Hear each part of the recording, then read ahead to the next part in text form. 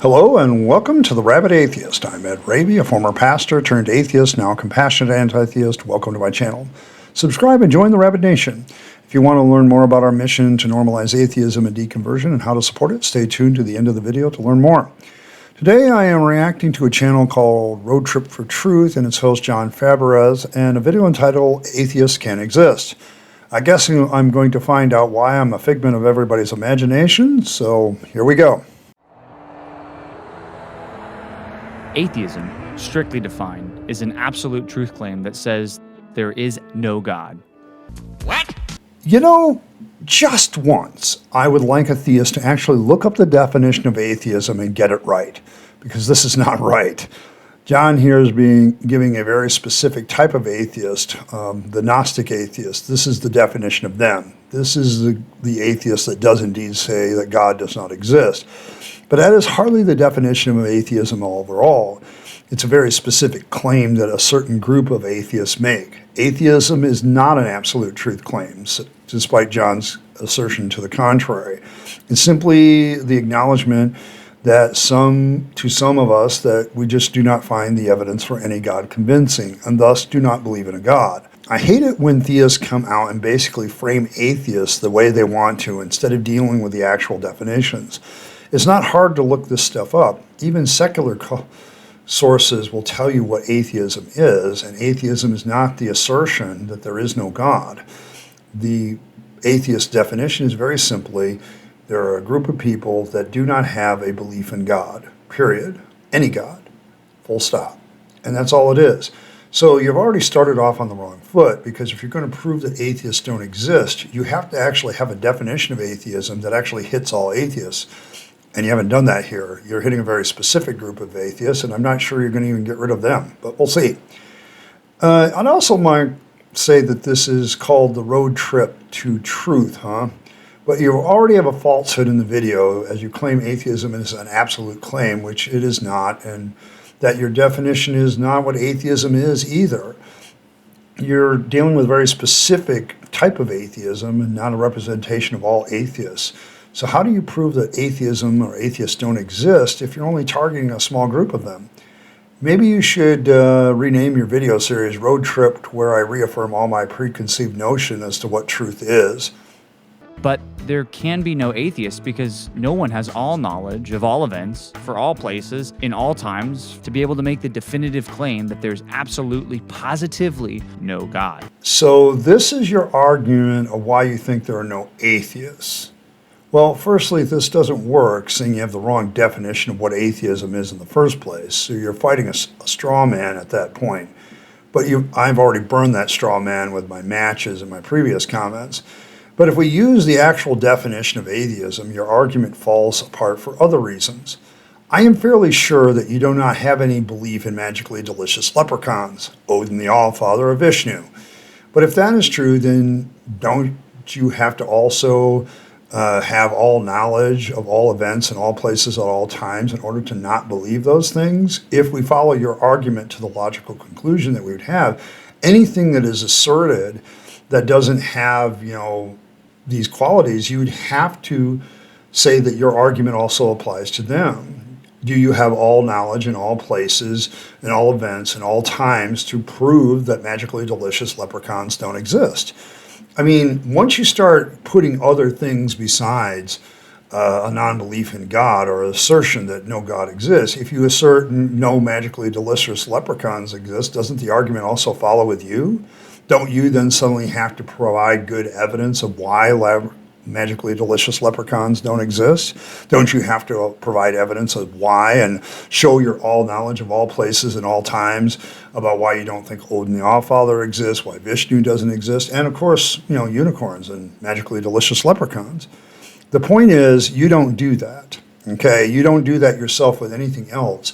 But now you want to attack the atheist simply because he doesn't believe in any God. So therefore, somehow they have to have all knowledge and all this other stuff that you don't have to have when you dismiss the existence of other gods yourself. Why are the special pleading? Why the special exception for atheists? Because if you're going to make this argument that somehow everybody has to have all knowledge to prove that something doesn't exist, that they have to have all knowledge of all places at all times in order to prove that something doesn't exist. That doesn't just apply to God. That applies to anything that people propose that is not seen or invisible or whatever. This is junior high level reasoning. The fact that we all dismiss tons of other gods and magical creatures and other things without proving that they don't exist. They simply lack the evidence for their existence, and that's all that is required for us to dismiss them. We dismiss a whole bunch of things like that simply because they're beyond our experience. They don't seem to have any evidence to us that they exist, and they seem to be the products of human imagination. And so we dismiss all those things. But somehow God gets a special pass, or the belief in God does? Sorry, I don't buy it. Okay? I don't need all of that to dismiss the existence of God, any more than you need all of that to dismiss the existence of magically delicious leprechauns, or Odin, or Vishnu, or anything else that you don't believe in, simply because they haven't proven their existence to you. And sorry, this is just really bad reasoning and doesn't prove that atheists don't exist. And this is the sum total of your argument of why atheists don't exist. Okay, so, and after that, you try to push the idea of theism, but let's get to that right now. That leaves us with theism, a general belief or acknowledgement that there is a deity. This worldview does not demand all knowledge, but just a little bit of logic and reason. Well, you have dismissed other viewpoints, so number one, I would say that this is a false dichotomy you just engaged in. I mean, there could be the idea that the universe is God, a more pantheistic approach. The force is also an option on the table. Polytheism is also on the table, but you don't address the possibility of multiple gods sharing power. What about animism, where spirituality and physicality are merged? I would say Buddhism provides an atheistic philosophy with a spiritual framework. There's tons of examples that you didn't give, and so you're kind of framing this into a false dichotomy instead of engaging the discussion of the existence of God in general and all of its alternatives. But you did say logic and reasoning. I'm sure this won't be an argument used many times before that has already been debunked, will it? Think of it like this. If you speed down a country road and there's no speed limit signs posted by an authority, if a farmer yells at you to slow down, you could just shout back, "That's just your preference." You can say that because without an objective lawgiver, the farmer can only prefer that you slow down. He can't insist that you're breaking a law or that you must slow down to pay a consequence. So the moral argument. Again. Well, if you keep speeding and showing bad judgment about it, the farmer's opinion about it will be very relevant to the discussion as your car slams into the tree as you hit the curve. But once again, this is subjective desires becoming objective rules. The lawmaking humans of our society make rules that reflect the subjective desires to be safe and live longer for everyone. So laws and rules come out of those subjective desires, but also those laws and rules are still subject to the lawgivers. Case in point, the speed limit laws change as subjective desires change. So you still don't have objective morals here, but subjective ones that are subject to change, even with speed limit laws. Let's reason backwards. Every culture for all time has agreed that some behaviors are universally wrong. People don't say, "I'd prefer that you don't kill that child." We know there are moral absolutes. Those morals are our signs that point to a moral lawgiver. If a moral lawgiver did not exist, there would be no moral absolutes. No, a moral lawgiver would imply that the morals given are subject to the one giving them, and thus they are still subjective laws to the lawgiver. But I challenge the idea of universal morals because even in the example of "I prefer that you don't kill that child," obviously some people have killed children and thus don't share this universality that you think exists. And in my mind, proves such universality doesn't exist because some people do defy the moral conventions or what we think is universal morality. I don't think there's such a thing. And any example you give, I can show how it's subjective and that there are exceptions to it. But you didn't solve the problem in what I sense is the divine command theory in the first place of morality. Because if the divine entity orders you to kill children, then it is morally right to do so. I don't have that problem with subjective morality, or at least with my morals. I can actually say I don't think it's right to kill a child, period. You're the one that allows for the killing of children being morally right if you entertain divine command theory. If a divine entity commands it, then it's morally right. I don't have that problem. Like the God Yahweh does on several occasions, he orders the death of children. Remember those? But this brings up the other problem. Which God gave the law? Mankind has created so many. But we know that there are moral absolutes. Therefore, a moral lawgiver exists. No, moral absolutes do not exist. Even the examples you give are not as absolute as you claim or think. It's obviously that this may be your road trip to truth, but you need to travel around a little more. I've been to other countries and other places in the world. There are some societies that allow for the killing of people because they have a different faith or they're a different ethnicity, okay? Murder itself has some subjectivity to it based on the so-called universal principle of not having murder. Even the Bible differentiates between premeditated killings and accidental ones or crimes of passion. As for sexual assault, some societies allow for child brides, for arranged marriages where women are obligated to perform their duties to their husbands. I would consider that sexual assault, but maybe in those societies they don't. But then again, under divine command theory, if the divine entity orders it, it's okay. Murder isn't murder if you kill somebody for not believing as you because the divine entity said it was okay. Sexual assault isn't sexual assault if the woman is a war bride taken as a spoil of war and battle because the divine entity says it's okay. If there's a lawgiver, then the law is subject to that lawgiver, and thus morality they create is subjective. It's not objective, which is another fault in your reasoning. You don't understand the difference between objective morality and subjective morality. Because if you did, you would realize that divine command theory absolutely is a subjective theory. And that raises a very important question. Who is that moral lawgiver? Yeah, that is a problem and points again to the subjective nature of that lawgiver. I propose that human morality is a necessity of a social species, and thus any objective moral laws and rules are created by us as humans to allow for all of us to attain our subjective goals and desires. But your video ends here, so that's probably a discussion for another time. In fact, I'm actually considering taking on this entire series of yours on Thursdays for a while, simply to address it. I have to say, though, that I feel I still exist as an atheist, mostly because you defined atheism wrong in the first place, so you beat up a straw man in a large part, and then gave a very low level of argument that if you use consistently, you would have to accept the existence of a great many things because you can't prove they don't exist, because you don't have all knowledge of all places at all times in every situation and event that took place in those times. In other words, if you applied your criteria for dismissing atheism, you wouldn't be able to dismiss your non-belief in Odin, your non-belief in magically delicious leprechauns, your non-belief in a lot of things. Basically, a lot of your non-beliefs would suddenly have to be subject to the same criteria, which you don't do. That's inconsistent and hypocritical.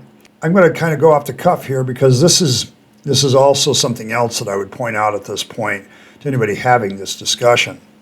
That the morality still is subjective inside of any moral theory as well. Because let's say you're a Christian and you're trying to interpret morality based on the Bible. Even though I would say that the Bible has a very inconsistent morality within its own pages, each of those moral codes and laws and things like that are also subject to the interpreter. It's funny because Christians don't have an objective morality that goes across all denominations or all sects of different Christianity. There are different things that are morally wrong in some that are not morally wrong in others. For instance, I came from the Assemblies of God, which is a teetotaler organization because it was formed during Prohibition. The Assemblies of God kind of came into existence out of the holiness movement and out of Prohibition. And so to this day, there's a prohibition against drinking alcohol. But other Christianity forms don't have a problem with drinking alcohol. Some Christian organizations are pro-life, but there are some Christian organizations that aren't, that are more neutral on the abortion question, allow each person to do with their own conscience as they see fit. The fact of the matter is, interpretation of the law allows a great deal of subjectivity, and so even the law of God, supposed law of God, has that problem. So I don't know that some of these people, I deal with the moral problem a lot, and I know that sometimes it gets old or seems to get old, but these apologists run to it all the time. And the problem basically still stems. You don't understand the difference between subjective and objective morality. Now, there has been some argument that you have to have an overall objective to your morals, but you can have that without God too. I know, I do it all the time. So the real problem I have with this video is I don't think he proved that atheists don't exist. I think he kind of gave a really bad argument to why he thinks a certain definition of atheism should exist, but it's not a positive assertion. Many atheists don't claim that there is not a God. They simply say that they don't believe in one because the evidence for it is insufficient. And so it seems to me that the best way to get rid of this atheism thing is to provide genuine evidence that indeed God exists. But much of the evidence that's provided, including the moral argument in this video that is given, doesn't prove a damn thing. And if you really think about it, it really just proves that the whole thing, all of moral questions, are really subjective to where you stand and what you think is morally right. Well, that kind of leaves off this one. I am kind of considering whether or not to do his whole series here on this road trip to truth, but it might end up being very long. I may pick and choose a few videos over the next couple of weeks for Thursday and do my longer reaction videos on Monday because I have a whole weekend to work on them. But, I guess I would be interested in hear your comments. I don't think this guy proved that as atheists didn't exist. I'd like to hear some from my atheist brothers as whether did this make you suddenly cease to exist, or are you still here? As always, thanks for every like, share, and subscribe. Every bit of support you do gives support to the channel and helps the YouTube algorithm God to take notice of me, so thank you very much. If you want to support the channel in a more tangible way, my PayPal link is in the description. You can also super chat or super thanks me as you see fit. But one of the best ways and the way I appreciate the most is membership. So consider becoming a member, joining the Rabyd Nation, and becoming a citizen of the Rabyd Nation. There's different levels of that. So hit the join button and take a look. And if that's something you want to do, you can pick your own level. And thank you very much for doing so. It really motivates me to continue to do the work that some of you have come to enjoy and know and respect. So thank you very much. And as always, live your best life. You only get one go around it, then it's over. So don't waste your time on the trappings of religion and faith. It's a dead end. Rather give all your time, money, and opportunities to the people you love and care for to make this a better world and to build up yourself. You'll be happier if you do. I speak from experience. And as always, thanks for stopping by, and I'll catch you next time.